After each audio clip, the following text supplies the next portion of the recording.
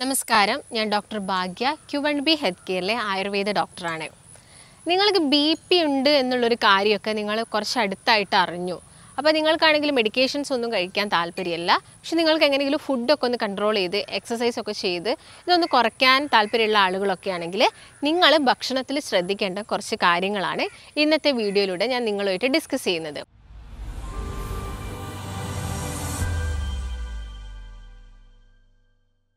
അപ്പോൾ നിങ്ങളിങ്ങനെ ഭക്ഷണം കഴിക്കുന്ന സമയത്ത് എപ്പോഴും നിങ്ങളുടെ BP ചെക്ക് ചെയ്യുന്നത് നല്ലതാണ്. എല്ലാ ദിവസവും ഒന്നും നിങ്ങൾ ചെക്ക് ചെയ്യേണ്ട ആവശ്യമില്ല. നിങ്ങൾക്ക് എന്തെങ്കിലും ബുദ്ധിമുട്ട് കാരണമാണ് നിങ്ങൾ BP ഉണ്ട് എന്നുള്ളൊരു കാര്യം മനസ്സിലാക്കിയാൽ നിങ്ങൾ എന്താണെങ്കിലും ആദ്യത്തെ ഒരു 1 വീക്ക് എല്ലാ ദിവസവും ഒന്ന് BP ചെക്ക് ചെയ്യുന്നത് നല്ലതാണ്. അതിനുശേഷം നിങ്ങൾക്ക് മെഡിക്കേഷൻസ് ഒക്കെ ചില ആളുകൾക്ക് നല്ല രീതിയിലുള്ള, അതായത് നല്ല രീതിയിൽ BP കൂടുകയൊക്കെ ആണെങ്കിൽ ഈ ഡയസ്റ്റോളിക് സിസ്റ്റോളിക് റേഷ്യോസ് ഒക്കെ നല്ല രീതിയിൽ കൂടുതലായിട്ട് കണ്ടിട്ടുണ്ടെങ്കിൽ അവർ ചിലപ്പോൾ മെഡിക്കേഷൻസ് ഒക്കെ കഴിക്കേണ്ടി വരും. അവർ മെഡിക്കേഷൻസ് എടുക്കുന്നതെന്ന് വെച്ചാൽ ഇപ്പം എല്ലാവർക്കും അലോപ്പതി മെഡിക്കേഷൻസ് എടുക്കാൻ താല്പര്യം ഉണ്ടാവില്ല. ആയുർവേദം എടുക്കുന്നവരുണ്ട്, ഹോമിയോ എടുക്കുന്നവരുണ്ട്. അപ്പോൾ നിങ്ങളെ ഏത് സ്ട്രീമാണോ ആ ഒരു സ്ട്രീമിലുള്ള മെഡിക്കേഷൻസ് കഴിക്കുന്നതിന് കൂടെ തന്നെ ഭക്ഷണത്തിൽ കുറച്ച് കാര്യങ്ങളൊക്കെ ശ്രദ്ധിച്ച് നിങ്ങളുടെ ഡോക്ടറിൻ്റെ നിർദ്ദേശപ്രകാരം തന്നെ നിങ്ങൾക്ക് മെഡിക്കേഷൻസ് കുറയ്ക്കാൻ വേണ്ടിയിട്ട് സാധിക്കും. അപ്പോൾ എന്തൊക്കെ കാര്യങ്ങളാണ് നിങ്ങൾ ഫുഡിൽ ശ്രദ്ധിക്കേണ്ടത്? അപ്പോൾ നമുക്ക് എല്ലാവർക്കും അറിയാം, നമ്മുടെ ഹാർട്ടിൽ നിന്നും രക്തം പമ്പ് ചെയ്യാറുണ്ട്. അതായത് രക്തക്കുഴൽ വഴി നമ്മുടെ ശരീരത്തിൻ്റെ പല ഭാഗങ്ങളിലോട്ടും രക്തം പമ്പ് ചെയ്യുന്നുണ്ട്. ഈ രക്തക്കുഴലുകളിലുള്ള പ്രഷർ കൂടുന്ന സമയത്താണ് നമുക്ക് BP ഒക്കെ വരുന്നത് ആളുകളിൽ. അപ്പോൾ ഇങ്ങനെ പ്രഷർ കൂടാനുള്ള കുറച്ച് കാരണങ്ങളുണ്ട്. കാരണങ്ങൾ ആദ്യം തന്നെ പറയുന്നത് ഒന്ന് അമിതവണ്ണമാണ്. നിങ്ങൾക്ക് വെയിറ്റ് കൂടുതലാണ്, നിങ്ങളെ ഹൈറ്റിനേക്കാളും നിങ്ങൾക്ക് വെയിറ്റ് കൂടുതലായിട്ടുണ്ടെങ്കിൽ നിങ്ങൾക്ക് BP കൂടാനുള്ള ചാൻസസ് ഉണ്ട്. അതുപോലെ തന്നെ നിങ്ങളുടെ വെയിറ്റ് എന്ന് പറയുന്നത് ഇപ്പോൾ നിങ്ങളുടെ BMI നോക്കിയിട്ടാണല്ലോ നമ്മൾ വെയിറ്റ് കൂടുതലാണോ എന്ന് മനസ്സിലാക്കുന്നത്. അപ്പോൾ വെയിറ്റ് കൂടുതലാണെങ്കിൽ നിങ്ങൾ എന്ത് ചെയ്യണം? നിങ്ങളുടെ വെയിറ്റ് മാക്സിമം പെട്ടെന്ന് തന്നെ കുറയ്ക്കാനുള്ള എന്തെങ്കിലും കാര്യങ്ങളൊക്കെ ചെയ്യുക. അങ്ങനെ ചെയ്യുന്ന സമയത്ത് നമ്മുടെ BP തന്നെ കുറഞ്ഞോളും. അപ്പോൾ ചിലപ്പോൾ ആദ്യത്തെ ഒരു ഇനീഷ്യൽ സ്റ്റേജിൽ അത് മറ്റുള്ള കോംപ്ലിക്കേഷനിലോട്ട് പോവാതിരിക്കാൻ വേണ്ടിയിട്ട് ചിലപ്പോൾ നിങ്ങൾക്ക് മെഡിക്കേഷൻസ് കഴിച്ചുകൊണ്ട് നിങ്ങൾ വെയിറ്റ് കുറയ്ക്കുകയാണെങ്കിൽ നമുക്ക് പതുക്കെ മെഡിക്കേഷൻസും കുറയ്ക്കാൻ വേണ്ടിയിട്ട് സാധിക്കും. ഒരിക്കലും നിങ്ങൾ കഴിച്ചുകൊണ്ടിരിക്കുന്ന BPൻ്റെ മെഡിക്കേഷൻസ് ഒരു നിർദ്ദേശമില്ലാതെയോ അല്ലെങ്കിൽ നിങ്ങൾ സ്വയം തീരുമാനം എടുത്തിട്ട് മെഡിക്കേഷൻസ് സ്റ്റോപ്പ് ചെയ്യരുത്. പെട്ടെന്ന് നിങ്ങൾ കേട്ടിട്ടുണ്ടാവും BP മെഡിസിൻസ് എടുക്കുന്ന ആൾ ഒരു ദിവസം പെട്ടെന്ന് BPയുടെ മെഡിസിൻസ് കട്ട് ചെയ്ത സമയത്ത് ആൾ കുഴഞ്ഞു വീണ് മരിച്ചു, സ്ട്രോക്കായി എന്നുള്ള കാര്യങ്ങളൊക്കെ നമ്മൾ കേൾക്കാറുണ്ട്. അതുകൊണ്ട് എപ്പോഴും നിങ്ങൾ ഒരിക്കലും നിങ്ങളെ മെഡിക്കേഷൻസ് സ്വയം സ്റ്റോപ്പ് ചെയ്യാൻ പാടില്ല. അപ്പം നിങ്ങൾ മനസ്സിലാക്കേണ്ട കുറച്ച് കാര്യങ്ങൾ, ഒന്ന് വെയിറ്റ് കൂടുന്ന സമയത്താണ് BP ഉണ്ടാകുന്നത്.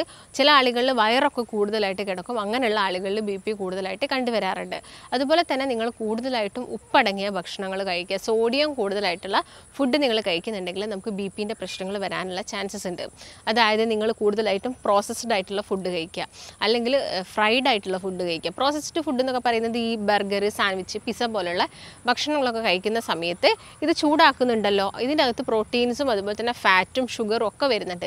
ഇതെല്ലാം ചൂടാക്കുന്ന സമയത്ത് ജോയിൻ ചെയ്തിട്ട് ഒരുപാട് മാരകമായിട്ടുള്ള മറ്റുള്ള വസ്തുക്കൾ ഉണ്ടാക്കുന്നു. ഇതിൻ്റെ ഭാഗമായിട്ട് നമുക്ക് BP കൂടാനുള്ള ചാൻസസ് ഉണ്ട്. അതുകൊണ്ട് നിങ്ങൾ എന്ത് ചെയ്യുക? ഈ പ്രോസസ്ഡ് ആയിട്ടുള്ളതും അതുപോലെ തന്നെ ഫ്രൈഡ് ഐറ്റംസ് കൂടുതലായിട്ടും ഈ മൊരിച്ചെടുക്കുന്ന ഭക്ഷണങ്ങളുണ്ടല്ലോ, ഈ മീനൊക്കെ അതൊക്കെ നിങ്ങൾ എന്ത് ചെയ്യുക? മാക്സിമം ഒഴിവാക്കുക. അതുപോലെ തന്നെ നമ്മൾ റോസ്റ്റ് ചെയ്ത് കഴിക്കുന്ന എന്താണെങ്കിലും, ഈവൻ നിങ്ങളിപ്പോൾ നട്ട്സ് കഴിക്കുന്നുണ്ട്, നിങ്ങളത് റോസ്റ്റ് ചെയ്ത നട്ട്സ് ആണെങ്കിലും നമുക്ക് ഇങ്ങനെയുള്ള BP പ്രശ്നങ്ങൾ ഉണ്ടാവാനുള്ള ചാൻസസ് കൂടുതലാണ്. അതുകൊണ്ട് നിങ്ങൾ നട്ട്സൊക്കെ കഴിക്കുന്ന ആളുകളാണെങ്കിൽ മാക്സിമം പ്ലെയിൻ ആയിട്ടുള്ള നട്ട്സ് കഴിക്കാൻ വേണ്ടിയിട്ട് ശ്രദ്ധിക്കുക.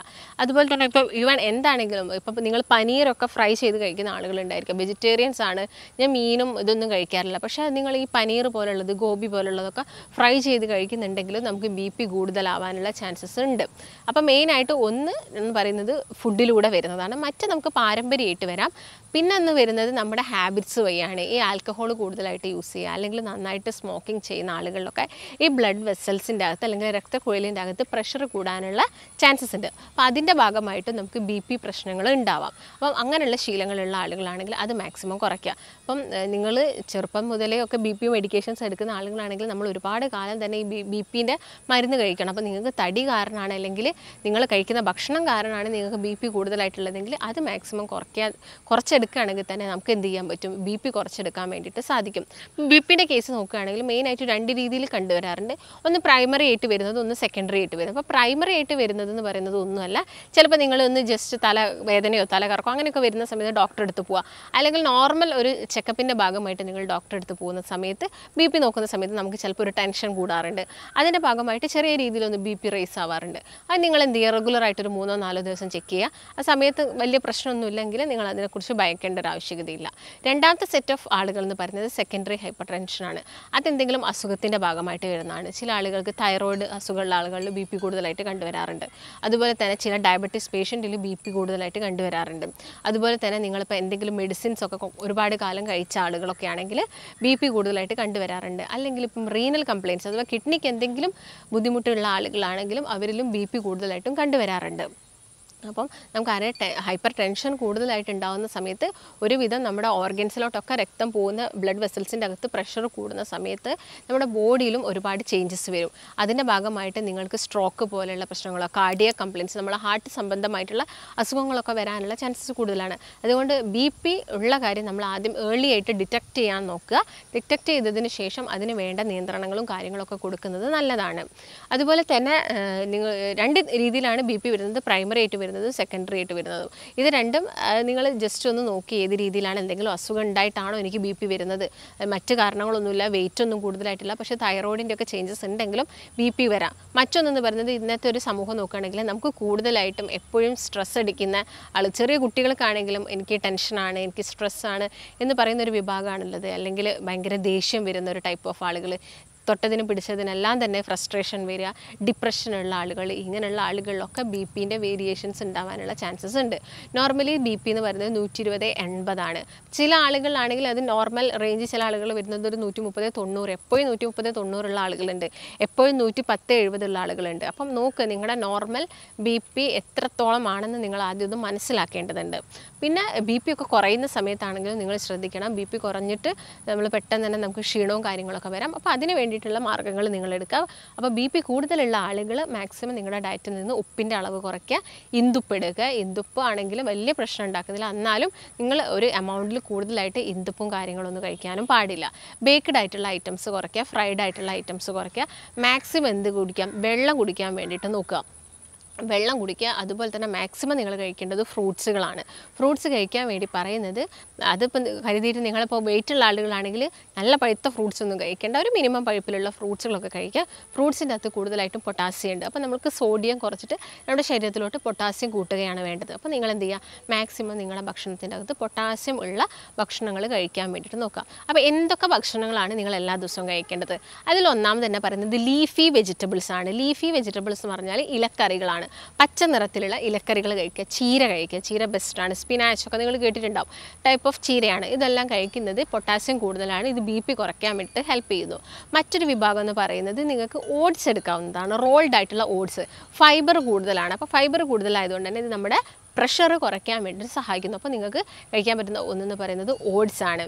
പിന്നെ നിങ്ങൾക്ക് കഴിക്കാൻ പറ്റുന്നതാണ് എന്ത്, ഫ്രൂട്ട്സുകളിൽ തന്നെ നോക്കുകയാണെങ്കിൽ നേന്ത്രപ്പഴം നിങ്ങൾക്ക് കഴിക്കാം, പൊട്ടാസ്യം കൂടുതലാണ്. അതുപോലെ തന്നെ അനാർ അഥവാ പൊമോഗ്രാനൈറ്റ്, അത് നിങ്ങളുടെ എല്ലാ ദിവസവും നിങ്ങളുടെ ഭക്ഷണത്തിൽ ഇൻക്ലൂഡ് ചെയ്യുക. അതും നിങ്ങളുടെ ശരീരത്തിലുള്ള എന്ത് കുറയ്ക്കും, സോഡിയത്തിനെ കുറയ്ക്കുന്നു, ബ്ലഡ് വെസൽസിലൊക്കെ ഉണ്ടാകുന്ന പ്രഷർ കുറയ്ക്കാൻ വേണ്ടി സഹായിക്കുന്നു. അതുപോലെ തന്നെ നമുക്ക് കഴിക്കാൻ പറ്റുന്ന ഒന്നാണ് ബെറി ഫ്രൂട്ട്സുകൾ. ബെറി ഫ്രൂട്ട്സുകൾ നിങ്ങൾ കേട്ടിട്ടുണ്ടാകും, ബ്ലൂബെറി, റാസ്ബെറി, സ്ട്രോബെറി ഒക്കെ. ഇത് കിട്ടുന്നുണ്ടെങ്കിൽ നിങ്ങളത് മാക്സിമം കഴിക്കുക. കാരണം ഇതിൻ്റെ അകത്ത് എന്താണ്, ഇതിൻ്റെ അകത്താണെങ്കിലും ആൻറ്റി ഓക്സിഡൻസ് കൂടുതലാണ്. ആൻറ്റി ഓക്സിഡൻസ് കൂടുതലായതുകൊണ്ട് തന്നെ ശരീരത്തിൽ വരുന്ന നീർക്കെട്ടുകൾ കുറയ്ക്കുന്നു. ഇങ്ങനെ കൂടുതലായിട്ട് നമ്മുടെ രക്തക്കുഴലുകളിലൊക്കെ ഉണ്ടാകുന്ന പ്രഷറും കാര്യങ്ങളും കുറയ്ക്കുന്നു. സോഡിയത്തിൻ്റെ അളവ് നമ്മുടെ ശരീരത്തിൽ നിന്ന് കുറയ്ക്കുന്നുണ്ട്. അപ്പോൾ അതുകൊണ്ട് എന്ത് ചെയ്യുക, നിങ്ങൾ ബെറി ഫ്രൂട്ട്സുകളൊക്കെ കഴിക്കുക. അപ്പോൾ എല്ലാ ദിവസവും നിങ്ങൾ എല്ലാം കൂടി കഴിക്കേണ്ട ആവശ്യകതയില്ല, ഓരോന്നായിട്ട് നിങ്ങൾക്ക് എല്ലാ ദിവസവും കഴിക്കാവുന്നതാണ്. മറ്റൊരു വിഭാഗം എന്ന് പറയുന്നത് നിങ്ങൾക്ക് കഴിക്കാൻ പറ്റുന്നതാണ് ഫ്ലാക്സ് സീഡ്സ്. ഫ്ലാക്സ് സീഡ്സിൻ്റെ അകത്ത് ആൽഫ ലിനോലെനിക് ആസിഡ് ഉള്ളത് കൊണ്ട് തന്നെ ഇത് നമ്മുടെ ബി പി കുറയ്ക്കാൻ ഹെൽപ്പ് ചെയ്യുന്നു. അപ്പോൾ ഫ്ലാക്സ് സീഡ്സ് കഴിക്കുന്ന ആളുകൾക്ക് എന്ത് ചെയ്യാം, തലേ ദിവസം വേണമെങ്കിൽ മോരിലൊക്കെ കുതിർത്ത് വെച്ചിട്ട് ഫ്ലാക്സ് സീഡ്സ് ഒക്കെ കഴിക്കുന്നത് നല്ലതാണ് അവരുടെ ബോഡിക്ക്. അപ്പം ആ ഒരു കാര്യം നിങ്ങൾ ട്രൈ ചെയ്ത് നോക്കുക. പിന്നെ എല്ലാ ദിവസവും ചെയ്യേണ്ടതെന്ന് വെച്ചാൽ വെള്ളം കുടിക്കുന്നതാണ്. 8 മുതൽ 12 ഗ്ലാസ് വെള്ളം കുടിക്കുക. എക്സസൈസ് നിർബന്ധമാണ്. ബി പി ഉള്ള പേഷ്യൻസ് എക്സസൈസ് ചെയ്യേണ്ടത് നിർബന്ധമായിട്ട് നിങ്ങൾ ഫോളോ ചെയ്യേണ്ട കാര്യമാണ്. എന്താണെങ്കിലും നമ്മൾ നടക്കുന്ന സമയത്താണെങ്കിലും അത്യാവശ്യം വിയർത്ത് പോകുന്നുണ്ട്. വിയർത്ത് പോകുന്നതിൻ്റെ ഭാഗമായിട്ട് കൊഴുപ്പും കാര്യങ്ങളും കുറയുന്നുണ്ട്. രക്തക്കുഴലുകളിൽ കുറച്ചും കൂടി ഈസി ആയിട്ടുള്ളൊരു പമ്പിങ് നടക്കും. അതിൻ്റെ ഭാഗമായിട്ട് നമ്മുടെ ബി പി ഒക്കെ നോർമലിലോട്ട് വരും. ആ കാര്യങ്ങൾ ശ്രദ്ധിക്കുക. പിന്നെ നിങ്ങളുടെ ഡയറ്റിൽ നിങ്ങൾ ബീട്രൂട്ട് കഴിക്കുക. ബീട്രൂട്ടിൻ്റെ അകത്തൊക്കെ നൈട്രേറ്റ്സ് കൂടുതലായതുകൊണ്ട് തന്നെ ഇതും നിങ്ങളുടെ ബ്ലഡ് പ്രഷർ കുറയ്ക്കാൻ വേണ്ടിയിട്ട് ഹെൽപ്പ് ചെയ്യുന്നു. ഇപ്പോൾ ബി പി ഉള്ള ആളുകളാണ് മെഡിക്കേഷൻസ് ഓൾറെഡി കഴിക്കുന്നുണ്ടെങ്കിൽ ഞാൻ ഈ പറഞ്ഞ ഫുഡുകളൊക്കെ നിങ്ങളൊന്ന് കഴിച്ചു നോക്കുക. ഇങ്ങനെ കഴിക്കുകയാണെങ്കിൽ തന്നെ നമ്മുടെ ശരീരത്തിലുള്ള ബി പി കുറയുന്നത് നിങ്ങൾക്ക് കാണാൻ പറ്റും. നമുക്ക് മെഡിക്കേഷൻസും പതുക്കെ കുറയ്ക്കാനും സാധിക്കുന്നതാണ്. ഇപ്പോൾ ചില ആളുകൾക്ക് അലോപ്പതി മെഡിക്കേഷൻസ് എടുക്കാൻ താല്പര്യമില്ലാത്ത ആളുകളുണ്ടായിരിക്കും. അങ്ങനെയുള്ള ആളുകളാണെങ്കിൽ നമുക്ക് ആയുർവേദത്തിൽ ഒരുപാട് മരുന്നുകൾ ബി പിക്ക് ആയിട്ടുണ്ട്. അപ്പോൾ ഇങ്ങനെയുള്ള മെഡിക്കേഷൻസൊക്കെ കഴിക്കുകയാണെങ്കിൽ നമുക്ക് ബി പി ഒരു പരിധി വരെ കുറച്ചെടുക്കാൻ വേണ്ടിയിട്ട് സാധിക്കും. അപ്പോൾ നിങ്ങൾക്ക് മറ്റുള്ള ആരോഗ്യ പ്രശ്നങ്ങളൊന്നും ഇല്ലാത്ത രീതിയിലുള്ള മരുന്നുകളും കാര്യങ്ങളും എക്സസൈസും എല്ലാം തന്നെ നമ്മൾ പറഞ്ഞു തരുന്നതായിരിക്കും. നിങ്ങൾക്ക് ബി പി മൂലം ബുദ്ധിമുട്ടുന്ന ആളുകളോ അല്ലെങ്കിൽ ഇതിന് മെഡിക്കേഷൻസ് എടുക്കാനോ അങ്ങനെയൊക്കെ ഉള്ള ആളുകളാണെങ്കിൽ നിങ്ങൾ താഴെ കാണുന്ന നമ്പറിൽ കോൺടാക്റ്റ് ചെയ്യുക. നമുക്ക് മറ്റൊരു നല്ല ഹെൽത്ത് ടോപ്പിക്കുമായിട്ട് വീണ്ടും കാണാം. നന്ദി.